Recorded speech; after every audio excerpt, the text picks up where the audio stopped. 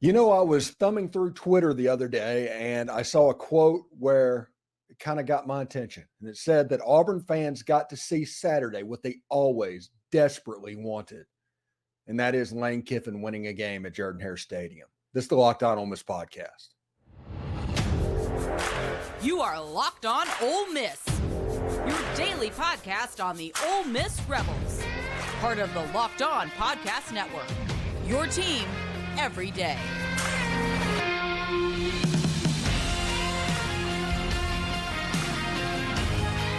Thanks for making the Locked On Ole Miss podcast your first listen every day. We're free and available wherever you get your podcast and on YouTube. We're part of the Locked On Podcast Network, your team every single day.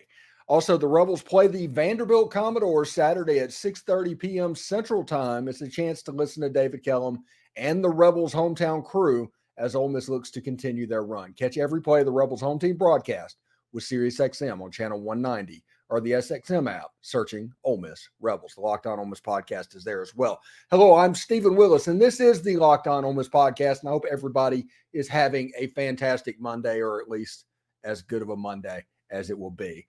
Hey, just a reminder, everybody go to Priesepicks.com/LockedOnCollege and use promo code LockedOnCollege for a first deposit match up to $100. Again, Priesepicks.com/LockedOnCollege. Use promo code LockedOnCollege for a first deposit match up to $100. Daily fantasy sports made easy. All right. What did we learn from this game? And this is something we're going to put up right here. This is kind of the bullet points of what we're going to talk about. Jaxson Dart is becoming like a Mr. Fourth Quarter for Ole Miss football, kind of a Mr. October type personality. Ole Miss's team in the fourth quarter is unbelievably good, and a lot of it comes from this kid making absolutely every play he needs to make in that situation. There's been exactly one time this year where it didn't happen, it didn't work for whatever reason, and that was on the road in Tuscaloosa. The one team on Ole Miss's schedule other than Georgia that Ole Miss is going to have trouble out-talenting. Against Auburn, they could just line up and out-talent Auburn. They can do that with Tulane and several other opponents on their schedule, but they could not do that against Alabama, and they won't be able to do that potentially against Georgia. But Jaxson Dart has shown that if you give him an opportunity moving forward, he makes plays. He does what is necessary. Second of all, we're going to talk about Pete Golding and what he's building on the defensive side of the ball and why that is special. This is an explosive unit that is beyond anything that Ole Miss has seen probably in the last 15 years. And third of all, we're going to mention that Auburn has so many offensive problems. I don't know if they're going to be competitive in 2024. This is an Iowa-type situation they're going through right now. T's and P's for everybody on the plains. But that Auburn scheme, it looked terrible. It was one of those situations, literally. The Mississippi State-Arkansas game, I thought that was the worst football game that ever I saw in offensive football. And now after that Auburn game, I was like, I don't know. So it's interesting there. So Jaxson Dart, big-time quarterback, big-time player. And I'm at the point where Jaxson Dart's ceiling is higher than Matt Corral's. The only ceiling of an Ole Miss quarterback that is higher than Jaxson Dart's ceiling is Eli Manning. Period. When Jaxson Dart is absolutely at his best, he's better than Matt Corral. Now, his floor might be a little bit below. There's a situation whenever they go through lulls, it kind of affects them. I don't remember that so much with Matt Corral. So the floor might be a little bit lower than Matt as well. But the ceiling is unquestionably higher because this offense looks different when Jackson's going. You look at the first quarter whenever they're going off script, which, by the way, the script makers, Charlie Weis and Lane Kiffin, they do a fantastic job. And you can see that with the quick starts that are Ole Miss getting off to. I think Ole Miss is outscoring opponents somewhere in the neighborhood of like 90-30 in the first quarter. This game, as talented as this Ole Miss football team is, they're making it even more so by getting off the fast starts. Now, Ole Miss struggles a little bit in the second and third quarter. The middle 8 minutes of the half, and the start of the second half, the end of the first half, that's kind of a problem area right now for Ole Miss football. And that is the area where Ole Miss can get better. But the first and the fourth quarter, there's probably not another team in college football that's better than the Ole Miss Rebels. Period. I will put them up against absolutely everybody. And this is with Jaxson Dart. Jaxson Dart was only 10 of 17, 202 yards. He had a touchdown and a pick. His interception, I always say what caused the interception, like the Alabama was just kind of him playing hero ball. The Tulane game was because a receiver slipped. This one was on a poor pass to Zamari Franklin that got tipped up because Zamari was trying to make a play. If Zamari would have just let it flown incomplete and not touched it, it wasn't going to be caught by anybody, and they would have lived to play another day. But it was a little bit of bad luck there, but it was a bad pass by Jaxson. Somewhere in the second quarter, Auburn intercepted the pass, had like a 50-yard return, had 24 yards to go for a tying touchdown. And honestly, that was the only way that this Auburn team was going to score. You had an explosive play with Jarquez Hunter where a tackle got broken. It happens. Explosives get given up from time to time. And you had a turnover to where they had an extreme short field. This Auburn team was not going to be able to drive 90 yards on you. They just weren't. Heck, I don't know if they'd be able to drive 50 yards on you. But Jaxson Dart recovered from that. And in the second and third quarter, it looked like this offense struggled a little bit. There was almost no plan B where they got into the rut of a run on first down, a run on second down, and a pass on third and long, because Auburn was doing the thing where you engage 8, blitz everybody, and try to get as much pressure in Jackson's face as humanly possible. And that was working because, honestly, you have a situation to where they needed to throw the ball on first down. They needed to run the ball on third down. And it doesn't make sense, but this Ole Miss offense is in a better case than it normally is whenever it runs the ball on 3rd and 8, especially knowing that they're probably going to go for it anyway, which might drive me absolutely bonkers, but okay. And when you throw the ball on first down, you get these big chunk plays. And part of the struggles that I think Ole Miss is having on third down this year, and it's actually fairly simple. It's not an execution thing or anything like that. It's that on first and second down, they got themselves in trouble via a penalty or a couple of incomplete passes to where it's 3rd and 10, you're well behind the chains, and all of a sudden the defense can do some exotic stuff to cause you some problems. That's why Ole Miss is not doing well on third down. They're doing well on first and second down, and those are probably the 2 downs that Ole Miss needs to honestly focus on moving forward. Because this offense, whenever it gets going, we saw it against LSU. We saw it 700 yards, 55 points. LSU just about quit defensively. Ole Miss, in 2 minutes, there was 2 minutes to go in the game. Ole Miss went 89 yards for a touchdown in like a minute and 15 seconds, most of which was on the ground.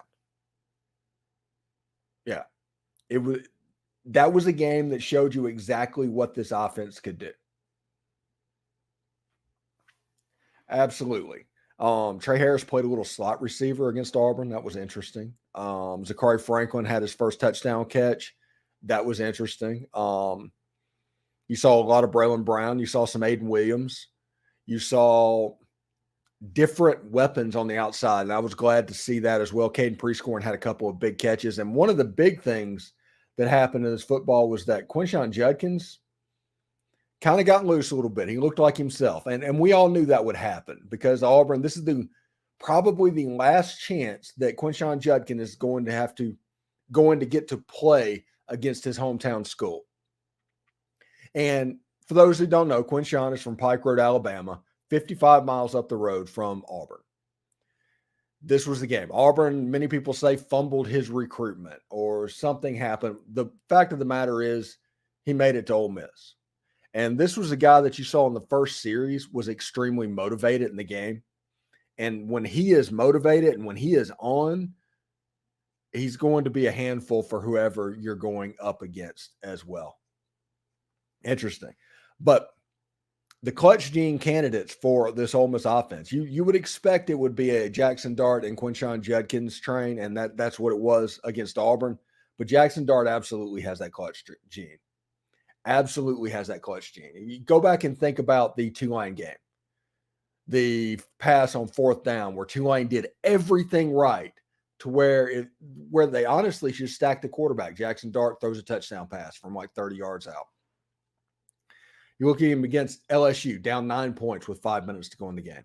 You look at him against Arkansas, down in the fourth quarter. You look at him against Auburn. I think it was 21-14 in the fourth quarter, but we'll go ahead and start the clock a little bit late in the third quarter because either the last or next to last play or something like that, Ole Miss scored to make it 21-14. This guy, when all of the pressure is on, he makes play after play after play. It is at the point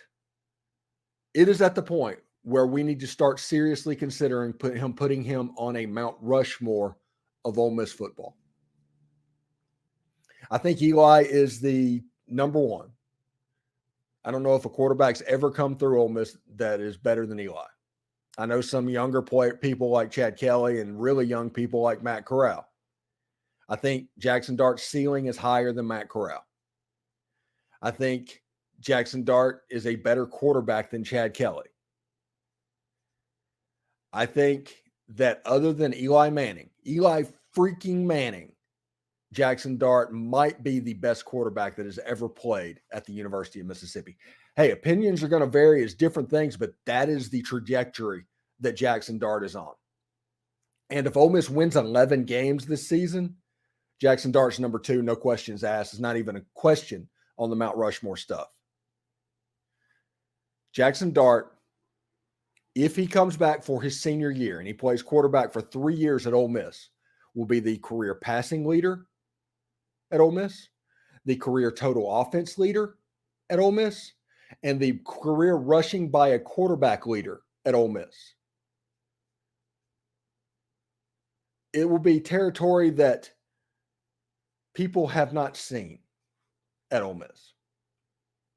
And I think people need to enjoy and appreciate exactly what they have because Jaxson has a chance to be special and take Ole Miss to extremely special places. Now is the time for your Game Changer of the Week, brought to you by Athletic Brewing Company. Much like Pete Golding, Athletic Brewing has completely changed the non-alcoholic beer game, just like Pete Golding changed that Ole Miss's defense to something formidable from whatever it was. This week's game changer, though, is Jaxson Dart, who was able to elevate his whole offense in the fourth quarter as Ole Miss got the victory over the Auburn Tigers and changed the game for Ole Miss football. Athletic Brewing makes non-alcoholic beers that actually taste good. They get full flavor. They're well crafted. They're just like a full-strength beer. Their brews are great tasting and award-winning, and they beat out full-strength beers in goable competitions. You can also find Athletic Brewing Company's non-alcoholic brews at a store near you, or you can buy online at athleticbrewing.com. First-time customers can use the code LOCKEDON and get 15% off your first online order. That's code LOCKEDON at checkout for 15% off at athleticbrewing.com. It's near beer. Exclusions and conditions apply. Athletic Brewing Company, fit for all times. All right, college football season is here, and this season the Locked On channel is kicking up our coverage with Locked On College Football Kickoff live each Friday. Locked On will go live at 11 a.m. Eastern on every Locked On College YouTube channel, like this one. College Football Kickoff Live will cover playoff implications, the conference rivalry games, and go in depth like only Locked On can, including insight and analysis from our stable of Locked On College hosts, covering their team every day. Yeah, just like me. Find Locked On College Football Kickoff Live every Friday at 11 a.m. Eastern on any Locked On College YouTube channel. You do not want to miss it. All right, we are doing our final push right now for 5,000 subscribers. And we've got stuff planned for when we hit 5,000 subscribers, 6,000 subscribers, and 7,000 subscribers. And I do recommend that everybody just go up there, mash that subscribe button and become a member of the community. At 5,000, we are going to do a live stream weekly during the week. We don't know if it's going to be on Tuesday or Thursday, but we're going to do a live stream weekly where we basically just have our say of what's going on. It's just going to be a kind of a chat session, real similar to what our Discord Live is. This will be a YouTube version of that. So we're still trying to think of a name in that as well. So Ole Miss's defense and what Pete Golding has built has been special. Listen, Auburn does not have a good offense, and we're going to talk about that in just a second. They have a putrid offense. They have a terrible offense. But you are dealing with an Ole Miss defense that's in uncharted territories. It has been since 2009 since Ole Miss held back-to-back opponents to under 300 yards total offense in SEC games. You heard me right, 2009. That's, 14 years ago? Since Tyrone Nix and the original Land Sharks, literally the original Land Sharks, was the last time Ole Miss defense was as explosive as this unit has been. Giving up less than 300 yards to Arkansas, less than 300 yards to Auburn. Again, they're not juggernaut offenses, but Ole Miss has played not juggernaut offenses for the last 15 years, and they have not done this. But what makes this defense exceptional is they're getting to be to where they can handle the routine stuff fairly well. They're starting to turn over teams, and they make their bones on explosive plays. Okay? Right now, the rank is number 5 in the country, in the NCAA, in sacks with 25, and their TFL numbers is 47. That's 8th in the country. They're doing all right. They're going to be all right. And you're talking about a defensive unit on that is designed to get after the quarterback. That's one of the strengths of this Ole Miss's team, is getting after the quarterback.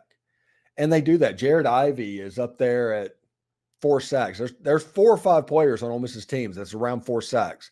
Lots of people that have TFLs. They play in the backfield. They're hyper aggressive. And like I said, now they're starting to turn over the opponent. They had 2 picks, I think, against KJ Jefferson, and they picked off Auburn twice as well. We'll see what happens when AJ Swan or Ken Seals or whoever comes into town this weekend. We're going to turn the page that in a little bit. But know how important it is to have an offense that is this explosive. Now, before we change gears, I just want to talk about how putrid the Auburn offense looked. And a lot of that was how good the defense was, but a lot of it is they just have zero confidence, like I talked about through most of the last week. They had an explosive play where the guy scored from like 50 yards out on a run. That happens.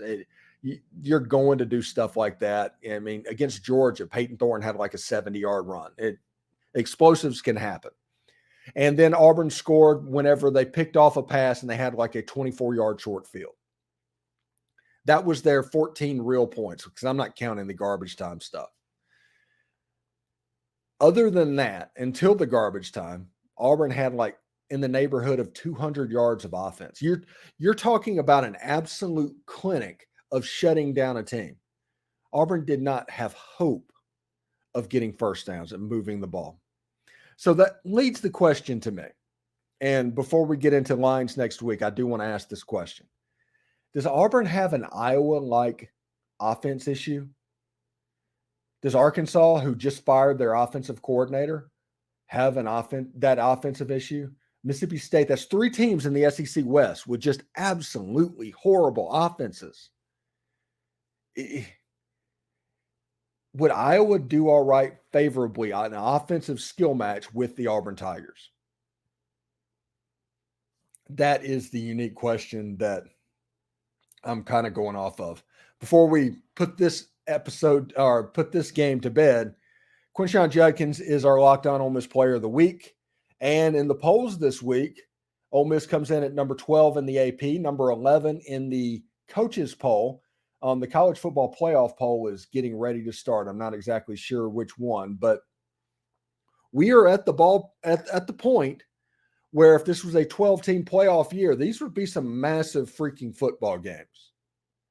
It's still going to be huge. I mean, if Ole Miss can win out, I don't think they're going to make it to Atlanta, but if they win out, you have a chance with your only loss being Alabama, and you might get a rematch with them in the playoff. I don't know. Ohio State, I feel like they're going to lose to Michigan potentially. I think Michigan might lose to Penn State. USC has a chance to beat Washington. Chaos could be about to happen. That is my point. So everybody needs to be wary and aware of what is going on in college football, because the 2007 year on steroids, still a possibility to happen. I mean, Texas got lucky against Houston. Washington got lucky against 1-5 Arizona State at home. They might be fraudulent just like USC. We'll see when USC plays Washington. And Oregon, I don't know. USC has a chance to do some damage now because they've lost twice. And I think Utah is going to get some people as well. So we'll see exactly how that goes in the Pac-12 and in the playoff rankings moving forward. I do want to let you know that today's episode is brought to you by Priesepicks. And Priesepicks is the most fun that I've had, winning up to 25 times my money this football season. Hey, you just select two or more players, pick more or less than their projected stats, and place your entry. Testing my skills on Priesepicks this football season is the most exciting way to play fantasy sports. If you have the skills, you can turn $10 into $250 with just a few taps. Click, click. It was the game Saturday that went less than on all of them. Basically, if you picked a quarterback, it went down. I don't know what happened there, whether it was Peyton Thorne or Robbie Ashford or Jaxson Dart. They did not perform very well because the defense dominated the day. But check it out for next week. Ole Miss has Vanderbilt. Hey, take a wide receiver. If you look at historical, Ole Miss, Tre Harris is likely to have a big day. I expect to see, Dayton Wade have a big day. Quinshon obviously is going to be the key against that defense.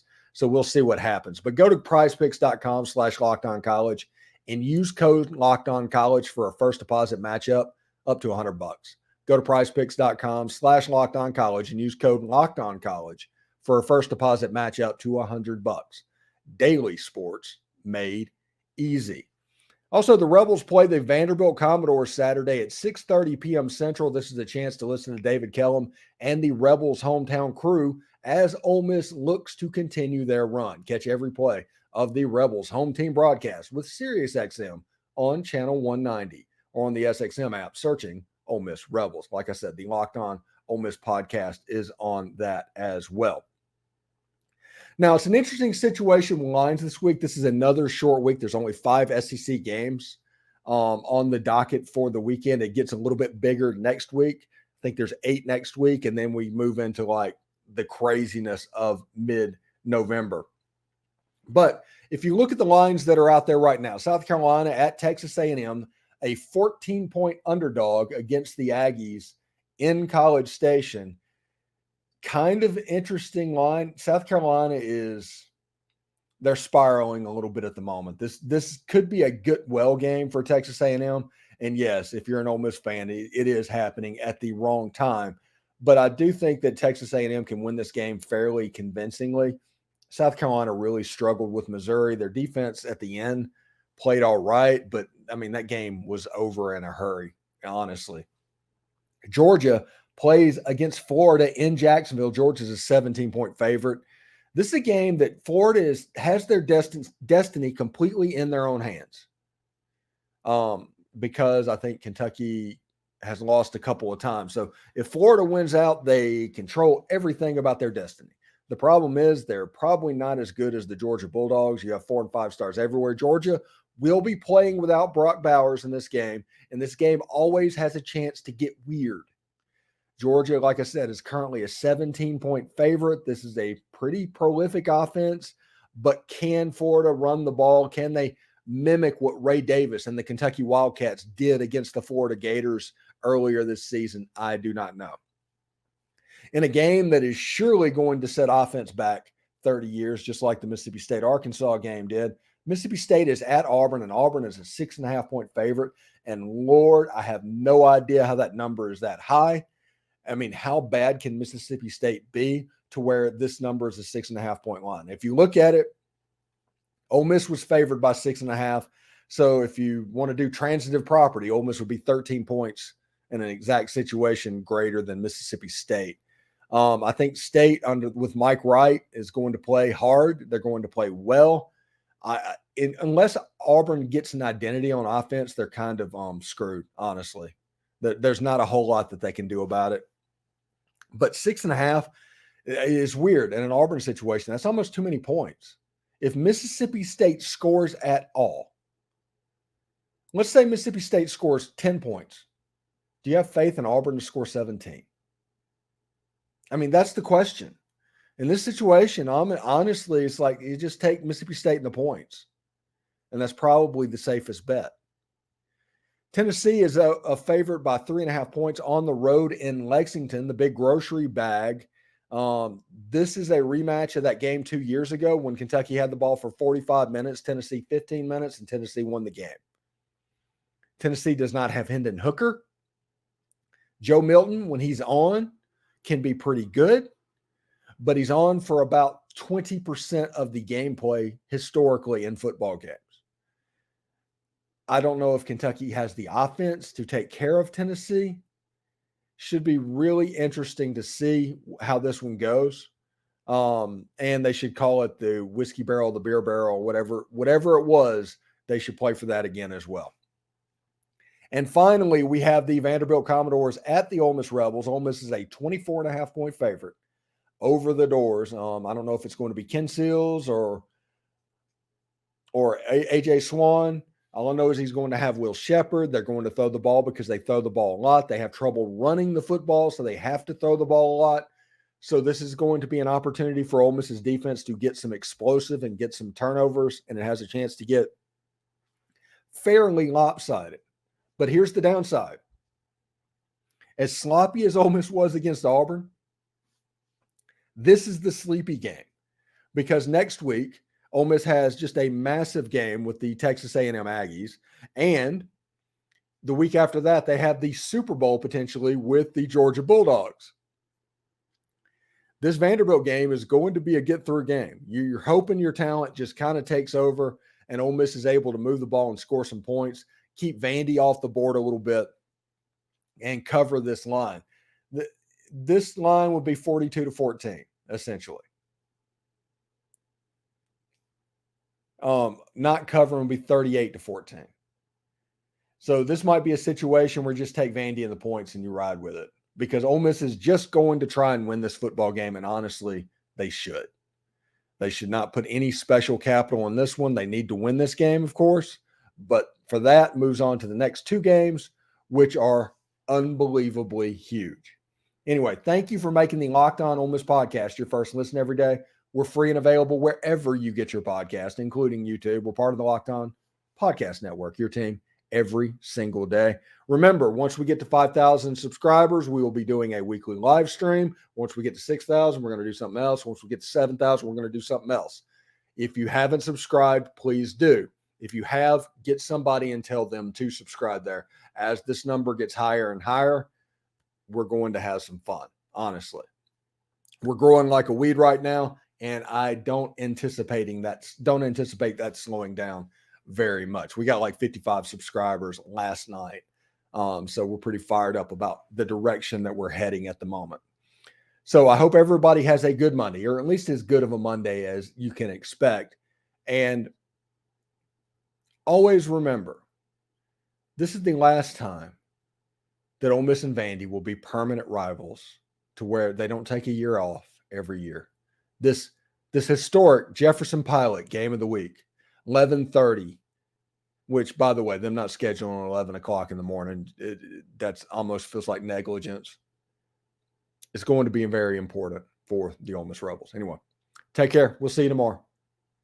Hotty toddy.